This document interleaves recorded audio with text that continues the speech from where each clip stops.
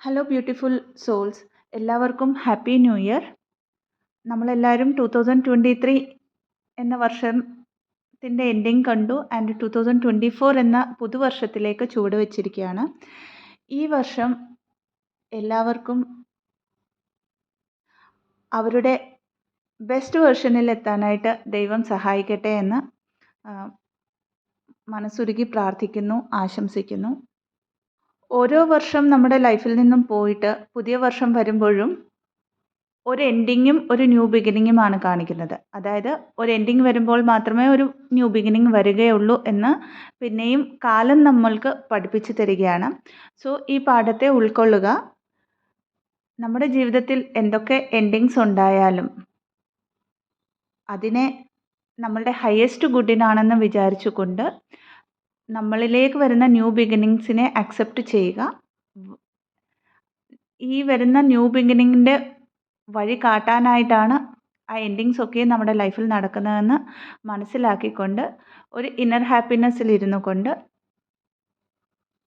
ഗോൾസിനെ achieve ചെയ്യുക, സ്പിരിച്വാലിറ്റിയിൽ growth achieve ചെയ്യുക എല്ലാവരും. ഡിസ്ക്രിപ്ഷൻ ബോക്സിൽ കൊടുത്തിരിക്കുന്ന വാട്സപ്പ് നമ്പറിൽ 100-ലധികം ന്യൂ ഇയർ ആശംസകളുടെ മെസ്സേജുകളുണ്ട്. ഒത്തിരി താങ്ക്ഫുള്ളാണ് എല്ലാവർക്കും, ഒത്തിരി ഗ്രേറ്റ്ഫുള്ളാണ്. എനിക്ക് ഓർമ്മ വെച്ച് ഇൻഡിവിജ്വലായിട്ട് അങ്ങനെ മെസ്സേജുകൾ അയച്ചതിന് താങ്ക് യു സോ മച്ച്. അവർക്കെല്ലാവർക്കും ഉള്ളിൽ നിന്ന് ഒരു ഹാപ്പി ന്യൂ ഇയർ നേരുന്നു, ഹാപ്പിയസ്റ്റ് ന്യൂ ഇയർ നേരുന്നു. അവിടെ ഇൻഡിവിജ്വലായിട്ട് മെസ്സേജുകൾ നോക്കി റിപ്ലൈ അയക്കാൻ ഇച്ചിരി സമയമെടുക്കും. സോ അതിനെ മനസ്സിലാക്കുക. അപ്പോൾ ഇന്ന് 1-1 പോർട്ടലാണ്. ന്യൂ ഇയർ ആണ്, അതിൻ്റെ കൂടെ 1-1 പോർട്ടലുമാണ്. പോർട്ടൽസ് എല്ലാവർക്കും അറിയാം. ഇതിനു മുമ്പ് പറഞ്ഞിട്ടുള്ളതുപോലെ ഡിവൈൻ ലൈറ്റുമായിട്ട് ഡയറക്റ്റ് കണക്റ്റ് ആവാൻ പറ്റുന്ന ഒരു കാലമാണ്, അല്ലെങ്കിൽ ഒരു കാലയളവാണ് ഈ പോർട്ടൽസ് വരുന്നത്. അപ്പോൾ നമ്മളുടെ ഉള്ളിലുള്ള ഇഷ്യൂസ് സർഫേസിൽ വരും. നമ്മൾ ഹീലിംഗ് ചെയ്യുമ്പോൾ പെട്ടെന്ന് ഹീലാവാൻ പറ്റും. കാരണം ഡയറക്റ്റായിട്ടൊരു കണക്ടിവിറ്റി നമുക്ക് ഡിവൈൻ്റെ ലൈറ്റുമായിട്ടുള്ളത് കൊണ്ട് തന്നെ നമ്മളുടെ ഹീലിംഗ് കുറച്ചുകൂടെ വേഗത്തിൽ നടക്കും. അപ്പോൾ ഇന്നത്തെ ഒരു 1-1 പോർട്ടലിൻ്റെ പ്രത്യേകത ചുരുക്കത്തിൽ പറയാം ഞാൻ. 1-1 എന്ന് പറയുന്നത് നമ്പർ 11 ആണ്. 11 എന്ന് പറഞ്ഞാൽ മാസ്റ്റർ നമ്പറുമാണ്. 1-1 അല്ലെങ്കിൽ 11 എന്ന് പറയുന്ന നമ്പർ മാനിഫെസ്റ്റേഷൻ്റെ നമ്പറാണെന്ന് എല്ലാവർക്കും അറിയാം. അപ്പോൾ ഇന്ന് നിങ്ങളുടെ ട്രൂത്തിലേക്ക് എത്താൻ വേണ്ടി, നിങ്ങളുടെ ഒതൻറ്റിസിറ്റിയിലേക്ക് എത്താൻ വേണ്ടി മാനിഫെസ്റ്റ് ചെയ്യുന്ന ഏത് കാര്യവും പെട്ടെന്ന് മാനിഫെസ്റ്റ് ആവും. ഞാൻ നിങ്ങളുടെ ട്രൂത്തിലേക്ക് എത്താൻ വേണ്ടിയിട്ട് എന്ന് പറഞ്ഞത് എന്തുകൊണ്ടാണെന്ന് വെച്ചാൽ, നിങ്ങളെല്ലാവരും ഒരു പോസിറ്റീവ് ചിന്താഗതിയിലേക്ക് വന്നു, അല്ലെങ്കിൽ വരുന്ന ആ ഒരു വഴിയിലാണെന്ന് മനസ്സിലാക്കുന്നു. കാരണം നെഗറ്റീവായിട്ട് ഒരിക്കലും ആലോചിക്കരുത്, ഓവർ തിങ്ക് ചെയ്യരുത്, പോസിറ്റീവായിട്ട് മാത്രം ആലോചിക്കുക. സോ നമ്മളൊക്കെയും ആ ഒരു പാതയിലാണ്. അപ്പോൾ എന്താണ് മാനിഫെസ്റ്റ് ചെയ്യേണ്ടതെന്നുള്ളത് ഓരോരുത്തരുടെയും ചോയ്സാണ്.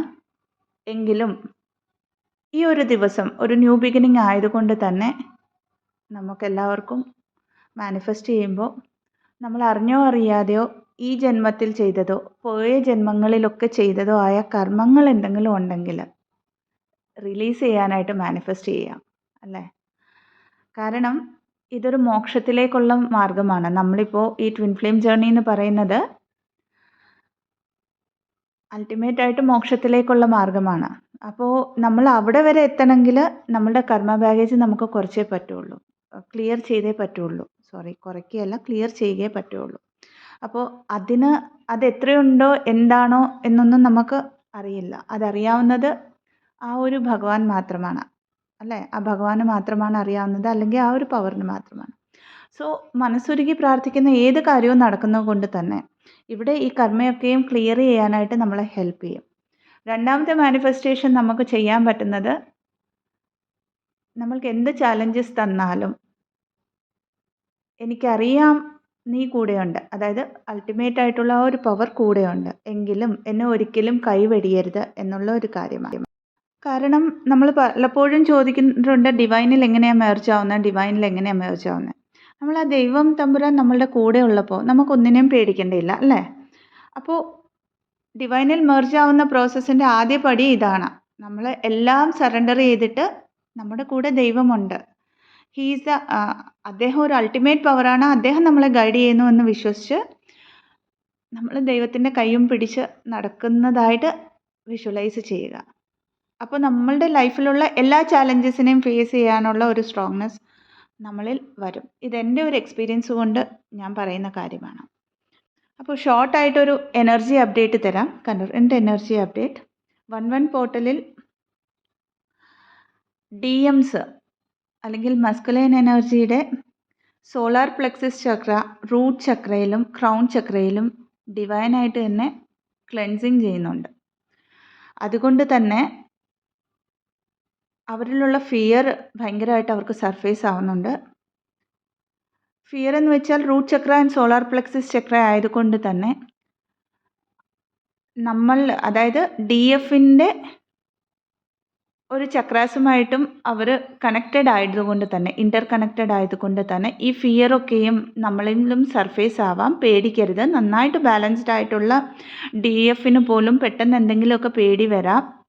അപ്പോൾ ഞാൻ ഹീൽഡ് അല്ലേ എന്നുള്ള വേയിൽ ആലോചിക്കരുത്. അത് DMൻ്റെ എനർജി ആയിരിക്കും.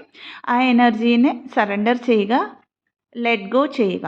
കാരണം അത് നിങ്ങളുടെ എനർജി അല്ലാത്തത് കൊണ്ട് തന്നെ നിങ്ങൾക്ക് അത്ര ആലോചിക്കേണ്ട കാര്യമില്ല. അതല്ലാതെ ക്രൗൺ ചക്രയിലും ക്ലെൻസിങ് നടക്കുന്നത് കൊണ്ട് തന്നെ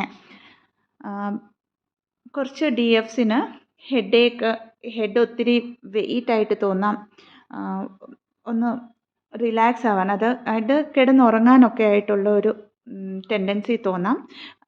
ആ സമയത്ത് അങ്ങനെ തോന്നുന്നുണ്ടെങ്കിൽ റെസ്റ്റ് എടുക്കുക, ധാരാളം വെള്ളം കുടിക്കുക. കാരണം ലോവർ ചക്രാസിൻ്റെ ക്ലെൻസിങ് നടക്കുന്നത് കൊണ്ട് തന്നെ വെള്ളം കുടിക്കുന്നത് കൊണ്ട് നമുക്ക് ആ ക്ലെൻസിങ്ങിനെ ഫിസിക്കൽ ബോഡി ത്രൂ കുറച്ചൊക്കെ ബാലൻസ് ചെയ്യാനായിട്ട് ഹെൽപ്പ് ചെയ്യും. ആൻഡ് ഗ്രൗണ്ടിങ് മെഡിറ്റേഷൻ കമ്പൽസറി ആയിട്ട് ചെയ്യുക.